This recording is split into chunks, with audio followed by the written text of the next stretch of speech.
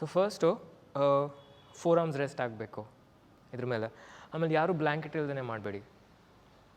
ಕೈ ಕೆಳಗಿಟ್ಟಾಗ ಕೈ ಬೆರಳು ತುದಿ ಗೋಡೆಗೆ ಟಚ್ ಆಗಲಿ, ಆಯಿತಾ? ಕಷ್ಟ ಆಗುತ್ತೆ ಅಂದರೆ ಬೇಡ. ಆಮೇಲೆ ಎರಡೂ ಕೈಗಳ ಮಧ್ಯೆ ನಿಮ್ಮ ಇನ್ನರ್ ಶೋಲ್ಡರ್ಸ್ ಅಷ್ಟೇ ಅಗಲ ಇರಬೇಕು, ಆಯಿತಾ? ಇನ್ನು ಸ್ವಲ್ಪ ಒಳಗೆ ಇಟ್ಕೊಳ್ಳಿ.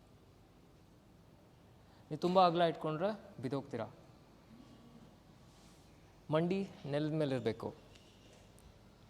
ಆಮೇಲೆ ಮಂಡಿ ಎತ್ಬಿಟ್ಟು ಒಂದೇ ಸತಿ you have to kick up. ಇದರಲ್ಲಿ ಶಾರ್ಟ್ಕಟ್ ಏನೂ ಇಲ್ಲ.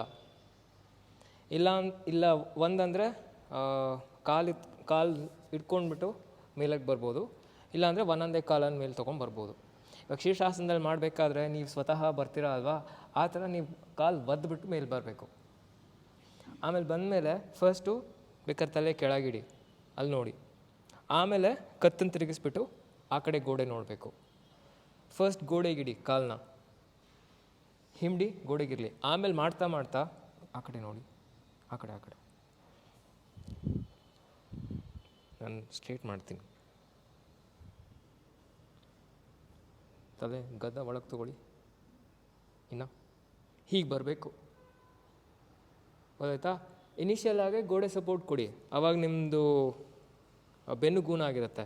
ಆದರೆ ಮಾಡ್ತಾ ಮಾಡ್ತಾ ಮಾಡ್ತಾ ಹೀಗೆ ಬರಬೇಕು ಕರೆಕ್ಟಾಗಿ, ಗೊತ್ತಾಯ್ತಾ? ಇದು ಪಿಂಚಮಯೂರಾಸನ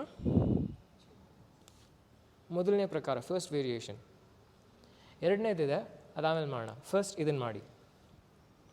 ನಿಮಗೆ ಸ್ವತಃ ಬರೋಕ್ಕಾಗಲ್ಲ, ಕಾಲೆತ್ತಕ್ಕೂ ಶಕ್ತಿ ಇಲ್ಲ ಅಂತ ಹೇಳಿದ್ರೆ ಆ ಕಡೆ ಒಬ್ರು ನಿಲ್ಲಿಸ್ಕೊಳ್ಳಿ, ಈ ಕಡೆ ಒಬ್ರು ನಿಲ್ಲಿಸ್ಕೊಳ್ಳಿ. ಕಾಲಿಟ್ಕೊಂಡು ಮೇಲಕ್ಕೆ ಬನ್ನಿ. ಅದು ಯಾರು ಬೇಕಾದ್ರೂ ಮಾಡ್ಬೋದು.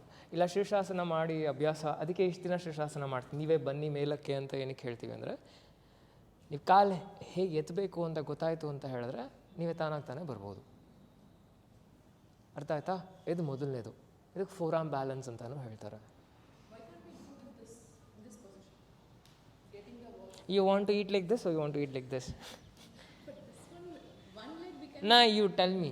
You want? That's all.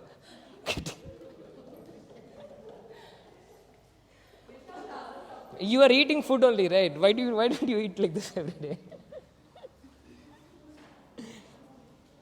ಸಂಜೆ ನೀವೇ ಹೇಳಬೇಕು. ಇನ್ನೆಲ್ಲ ಹೇಳ್ಕೊಡೋ ಅವಶ್ಯಕತೆ ಇಲ್ಲ ಅಲ್ವ. ಪುಸ್ತಕದಲ್ಲಿ ಓದಿದ್ರೆ ತಾನೆ, ಮಾಡಿದ್ರಿ ತಾನೆ ಅವತ್ತು. ಲಾಸ್ಟ್ ಟೈಮ್ ನಿಮ್ಮ ಜೊತೆ ಒಂದು